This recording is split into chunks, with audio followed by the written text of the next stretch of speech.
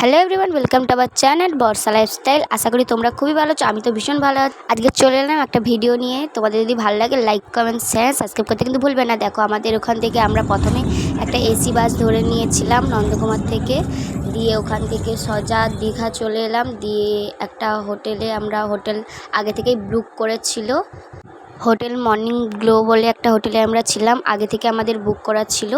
দিয়ে তারপর আমরা যেতে না যেতে হোটেল থেকে একটা তরমুজের জুস দিয়ে এলো, মোটামুটি ঠিকঠাক ছিল। তারপরে এই রুমটা আমাদের দেখানো হয়েছিল। আমরা বুক করেছিলাম ডবল বেডের, একটা রুমে ডবল বেড থাকবে।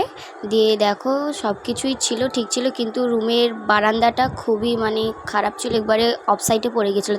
তারপর আমরা আবার একটা রুম আমাদের চেঞ্জ করে দেওয়া হলো। দিয়ে এই রুমটাও খুব সুন্দর ছিল, একদম আমাদের মনের মতন হয়ে গেছিলো। দিয়ে আমরা ফাইনাল এই রুমটাই ছিলাম। দেখো এই রুমে সেই রুমের মতনই সেম ছিল, কিন্তু কালারটা আলাদা, ডিফারেন্ট। দিয়ে এই রুমেও ডবল বেড ছিল, একটা হচ্ছে যে টিভি ছিল, আর সব কিছু এর মধ্যে আছে। তোমরা কোল্ড ড্রিঙ্কস খাওয়ার জন্য ঠান্ডা একটা ছোট্ট এখানে মিনি ফ্রিজ পেয়ে যাবে।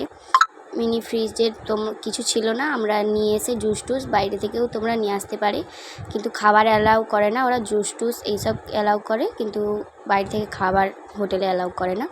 দিয়ে এখানে একটা মিরার ছিল, দিয়ে এখানে একটু ছবি টবি তুলে নিলাম। দিয়ে এখানে একটা ওয়ার্ডরোব ছিল, দিয়ে তোমাদের জামা কাপড় রাখতে পারে, খুবই সুন্দর ছিল। এখানে একটা এসি ছিল, ওই লম্বাটা একটা এসি। তারপর আমার বান্ধবী গিয়েছিল, তার হাজব্যান্ড, আমার হাজব্যান্ড আর আমি গিয়েছিলাম, 4 জন মিলে। বাথরুমটাও মোটামুটি ঠিক ছিল, খুব পরিষ্কার পরিচ্ছন্ন ছিল। এই বারান্দার জন্যে আমরা আগের রুমটা পছন্দ করিনি। আগের রুমটা অফসাইডে বারান্দা ছিল। এই বারান্দাটা খুবই সুন্দর, একবারে রাস্তার ধারে, সমুদ্রের একবারে কাছাকাছি ছিল। ওইখানটায় সমুদ্র, ওইখানে নিচেই অটো স্ট্যান্ড আছে, অটো ধরে তোমরা সমুদ্রের কাছাকাছি চলে যাবে, 5 মিনিট 10 মিনিট লাগবে। দিয়ে একটু ক্যাপটা মেরে ছবি তুলে নিলাম বারান্দায় দাঁড়িয়ে। দিয়ে আমরা খাওয়ার জন্য বেরিয়ে পড়লাম একটা হোটেলে আর কি, খাওয়ার জন্য একটা রেস্টুরেন্ট মতো ছোটোখাটো। দিয়ে আমরা হোটেলে খেলাম না, হোটেলে অত কিছু পছন্দের মতো খাবার ছিল না। দিয়ে আমরা সবাই মাছ ভাজি হোটেলটায় গিয়েছিলাম। হোটেলটা খুবই ভালো, লোকজনও খুবই ভালো, ব্যবহার ওদের। দিয়ে খুব সুন্দর রান্নাও হয়েছিল। দিয়ে আমরা এত খাবার দিয়েছে আমাদের তো অর্ধেক খাবার হ্যাঁ জানি নষ্ট করতে নেই, কিন্তু খেতেই পাচ্ছি না, গাড়ি এসেছি তো। দিয়ে অনেক খাবারগুলো নষ্টও হয়ে গেছিলো। কি করব বলো, ওরা একটা থালি নিয়েছিলাম সবাই, যে থালির মধ্যেই অ্যাভেলেবেল আছে, দিয়ে ওদের তো দিতেই হবে, আর আমাদের পেটের খাবার মতো কোনো জায়গায় ছিল না। তোমরাও এসো, ওই হোটেল থেকে বেশি দূর না, ওই অটোর দাদা ভাইরাই ঠিক করে দেবে। যদি বলো যে ভালো একটা হোটেলে নিয়ে যাও, খাবার দেবে পুরো ফ্রেশ, একদম কাতলা মাছটা ছিল একবারে ফ্রেশ, সরষা বাটা দিয়ে, বেশি রিচ ঝাল কোনো না। দেখছো কত খাবার আমাদের নষ্ট হয়ে গেছিলো। দিয়ে আমরা খেয়েটি একটু বেডরুমে একটু শুয়ে, দিয়ে আমরা ভাবলাম যে একটু সুইমিং পুল আছে, হ্যাঁ ছাদে কিন্তু সুইমিং পুল আছে, তোমরা আসলে কিন্তু মিস করো না, খুবই সুন্দর। এইখানে একটা ছবি টবি তোলার জন্য একটা এরিয়া করা আছে, খুবই সুন্দর। রাত্রে কিন্তু আরও খুব সুন্দর লাইট টাইট দিয়ে থাকে।